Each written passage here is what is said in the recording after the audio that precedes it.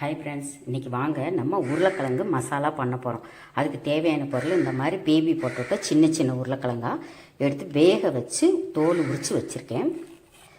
அதுக்கப்புறம் 2 பெரிய வெங்காயம் பொடியாக கட் பண்ணி வச்சுருக்கேன். ஒரு 3 பல் பூண்டு இடித்து வச்சுருக்கு. ஒரு தக்காளி, ஒரு பச்சை மிளகாய், கொஞ்சம் கொத்தமல்லி தழை பொடியாக கட் பண்ணி வச்சுருக்கேன். இப்போ ஒரு வாணலில் எண்ணெயை காய வைக்கணும். நல்லா எண்ணெய் காஞ்சதுக்கப்புறம் இந்த உருளைக்கிழங்கை போடணும். எண்ணெய் லைட்டாக தான் காஞ்சிருக்கு, கொஞ்சம் நல்லா காயட்டும். நல்லா காஞ்சிருச்சு.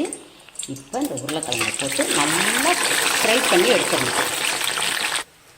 வறுத்து அரைக்கிறதுக்கு ஒரு அரை மூடி தேங்காய், 1 டீஸ்பூன் கடலைப்பருப்பு, 1 டீஸ்பூன் உளுந்தம்பருப்பு, இது ரெண்டுமே அப்படி அளவு தெரியலன்னா கையில் கொஞ்சமாக எடுத்துக்கணும். நம்ம வீட்டில் சாப்பிடுவோம் இல்லைங்களா, அந்த ஸ்பூனில் எடுத்துக்கணும். இப்போ வாங்க, இது இன்னொரு பக்கம் இன்னொரு வாணலில் இதை வறுத்து எடுத்துக்கலாம். இப்போ தீயை நல்லா சிம்மில் வச்சுக்கணும். பருப்பு அப்போ தான் நல்லா செவக்க வறுக்கும், இல்லைன்னா உள்ளர வேகாமல் பருப்பு மேலே 1/4 டீஸ்பூன், இங்கே பாருங்கள் கையில் இவ்வளோ தான். இது சோம்பு, இந்த சோம்பும் போட்டு நல்லா பொரியட்டும். இந்த உருளைக்கிழங்கை நல்லா அப்படி பரட்டி விடுங்க. நல்லா கோல்டன் கலர் மாறி வரட்டும். இப்போ நல்லா வறுபட்டுருச்சு. இதுக்கப்புறம் இந்த தேங்காயை போட்டுடலாம். அரை மூடி தேங்காயும் நல்லா செவக்க வரும். இப்போ நல்லா வறுபட்டுருச்சு. இப்போ இதை எடுத்துடலாம். இப்போ உருளைக்கிழங்க நல்லா வறுத்து எடுத்தாச்சு, அதாவது ஃப்ரை பண்ணி எடுத்தாச்சு. இப்போ இன்னொரு வாணலில் இந்த பொரிச்ச எண்ணெயவே தாளிக்க எடுத்துக்கலாம். இப்போ எண்ணெய் நல்லா காஞ்சிருச்சு. ஒரு 1/4 டீஸ்பூன் சோம்பு போட்டுக்கலாம். சோம்பு நல்லா பொரியட்டும். பொரிஞ்சிருச்சு. இப்போ இடித்து வச்சு பூண்டை போட்டுருச்சு. இப்போ வெங்காயம், பச்சை மிளகாய் இது ரெண்டும் போட்டுடலாம். பெரிய சைஸாக இருந்தால் ஒரே ஒரு வெங்காயம் போடுங்க, சின்ன சைஸாக இருந்தால் 2 போடுங்க. நல்லா வதங்கட்டும். இப்போ நல்லா வறுபட்டுருச்சு. தேங்காய் பருப்பு எல்லாம் பாருங்கள் ஒரே கலராக இருக்குது.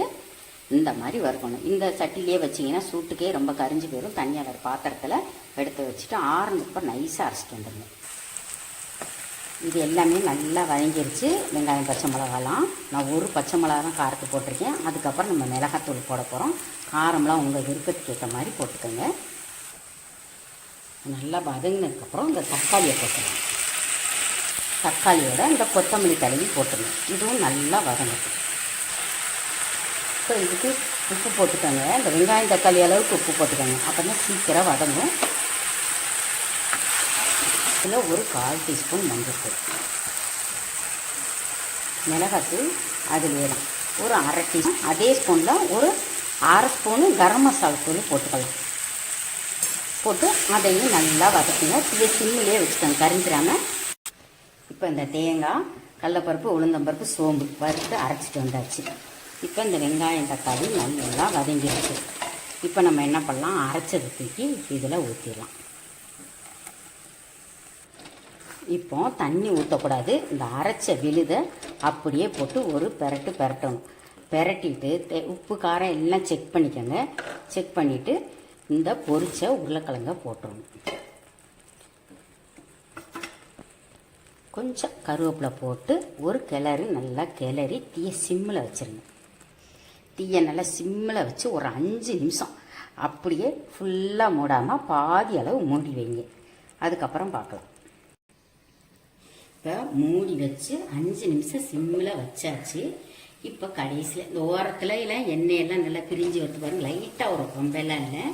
இப்போ இதில் கொஞ்சம் கடைசியாக கொத்தமல்லி தூவி ஸ்டவ்வை ஆஃப் பண்ணிடலாம். இதே மாதிரி புதுசாக நம்ம சேனலில் பார்க்குறாங்க சப்ஸ்கிரைப் பண்ணி வச்சுட்டு பக்கத்தில் ஒரு பெல் பட்டன் இருக்கும், அதையும் கிளிக் பண்ணி வச்சுக்கோங்க.